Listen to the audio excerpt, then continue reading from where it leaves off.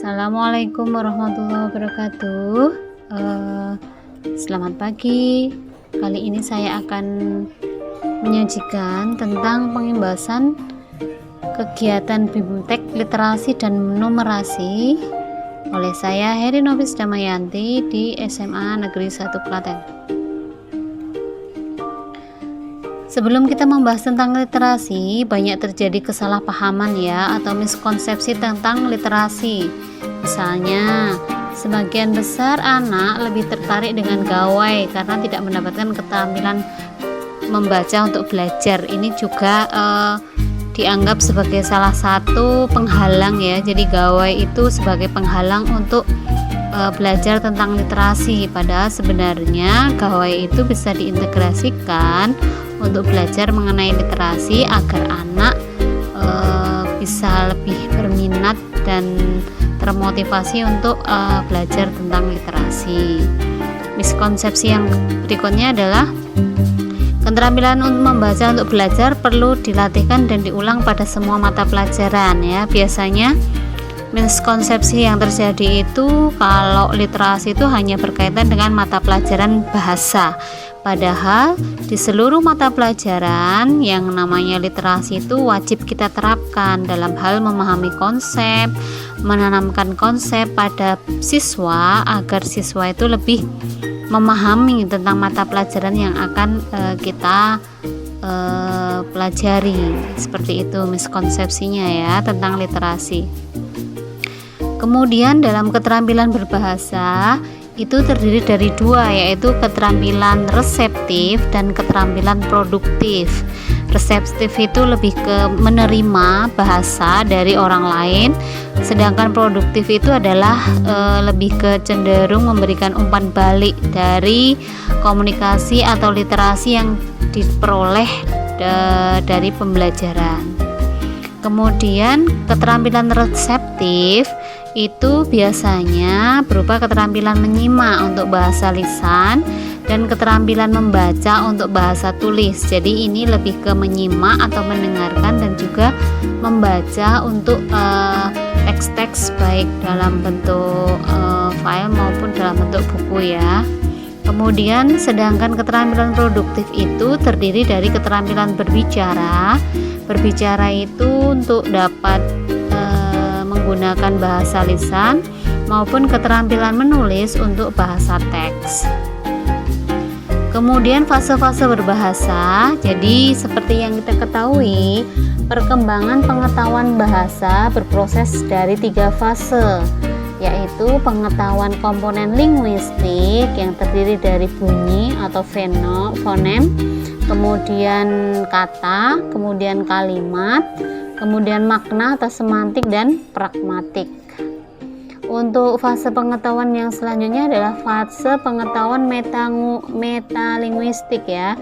Ini adalah kemampuan seseorang dalam menggunakan bahasa secara sadar dalam berkomunikasi baik secara lisan dan tulisan. Jadi kita dapatkan ilmu literasi, kemudian kita gunakan ilmu tersebut untuk berbahasa atau berbicara baik melalui lisan maupun melalui tulisan. Kemudian fase yang ketiga adalah fase aplikasi pengetahuan metalinguistik.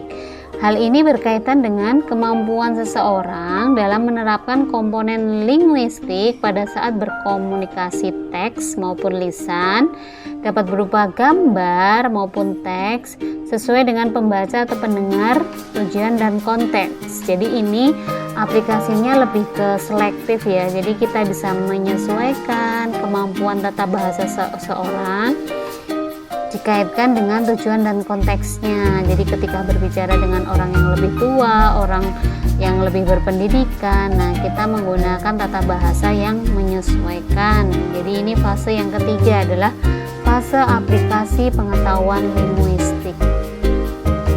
Kemudian dari perkembangan literasi kita peroleh ya, perkembangan literasi anak adalah kemampuan anak menggunakan pengetahuan bahasa untuk keterampilan berbahasa sesuai dengan proses berpikir anak. Jadi proses literasi di anak itu kita sesuaikan sesuai dengan perkembangannya. Biasanya kita bagi beberapa fase ya, fase 0 sampai 8 tahun, 8 sampai 12 tahun dan 12 tahun sampai 18 tahun, kemudian bisa 18 tahun ke atas. Jadi sesuai dengan perkembangan literasi. Kemudian dari perkembangan literasi tersebut kita peroleh tahapan untuk mengetahui pengetahuan tentang bahasa. Setelah kita mengetahui bahasa, kita terampil menggunakan bahasa. Setelah kita terampil menggunakan bahasa, kita gunakan bahasa tersebut untuk belajar dan proses berpikir.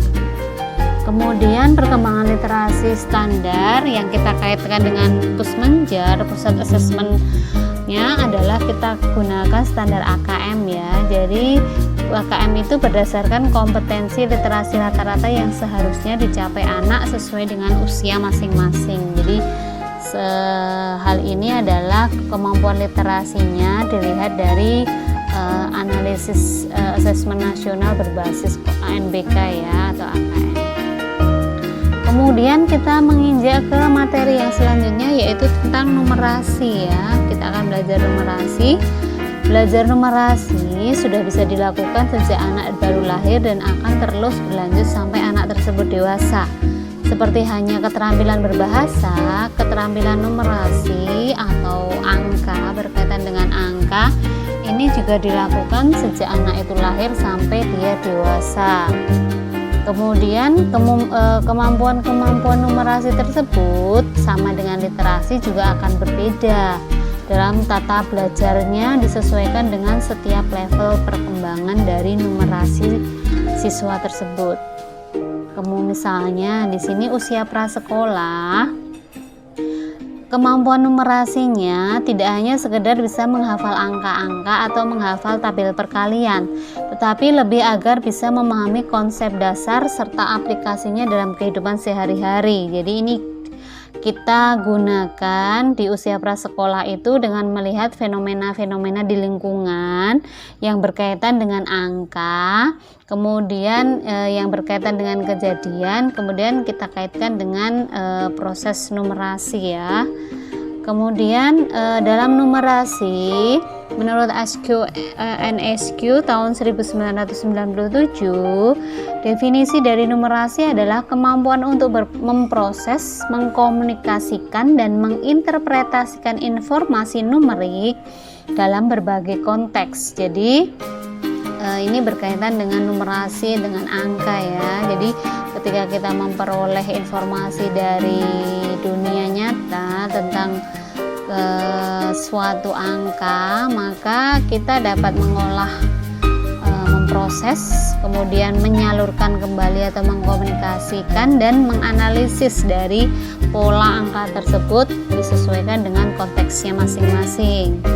Kemudian ada juga definisi numerasi adalah kemampuan seseorang untuk menggunakan konsep maupun prosedur matematika dalam menyelesaikan permasalahan sehari-hari yang pada berbagai konteks yang relevan sebagai individu dan warga negara. Jadi kita gunakan fenomena dalam lingkungan pribadi maupun dalam masyarakat yang berkaitan dengan angka ya, kemudian menggunakan prosedur matematika tersebut untuk menyelesaikan suatu masalah. Kemudian menurut Pusmenjar tahun 2020, perkembangan numerasi dibagi menjadi 5 level disesuaikan dengan tingkatan kelas peserta didik, dalam hal ini dalam pembelajaran ya. Kemudian setiap level pembelajaran tersebut terdapat penjelasan mengenai kompetensi yang seharusnya atau ideal yang sudah dimiliki oleh murid pada tingkat tertentu. Jadi untuk level masing-masing level 1 sampai level 5 akan dinilai tentang standar kompetensi yang dilakukan dan harus dicapai oleh siswa pada tahapannya masing-masing. Kemudian literasi tidak hanya menjadi tugas sekolah, tapi juga tugas di lingkungan rumah maupun di lingkungan masyarakat. Baik literasi maupun numerasi harus diawali dari unit terkecil di lingkup keluarga, kemudian bisa menjadi mempunyai efek seperti bola salju yang menggelinding terhadap literasi dan numerasi di lingkungan masyarakat. Kemudian Di lingkungan keluarga bisa diciptakan suatu kegiatan-kegiatan dalam rangka meningkatkan kemampuan literasi dan numerasi ya. Seperti apa? Contohnya adalah seperti pembiasaan membaca buku di rumah, kemudian kegiatan mendesain membaca bersama, kemudian membuat permainan-permainan yang bersifat edukatif, misalnya Scrabble maupun Monopoly, atau kegiatan permainan lain yang bisa mengkolaborasikan antara literasi dengan numerasi. Kemudian dasar teka-teki kegiatan lain yang harus dicapai oleh peserta didik itu merupakan kegiatan yang cenderung menyenangkan, tidak membosankan ya.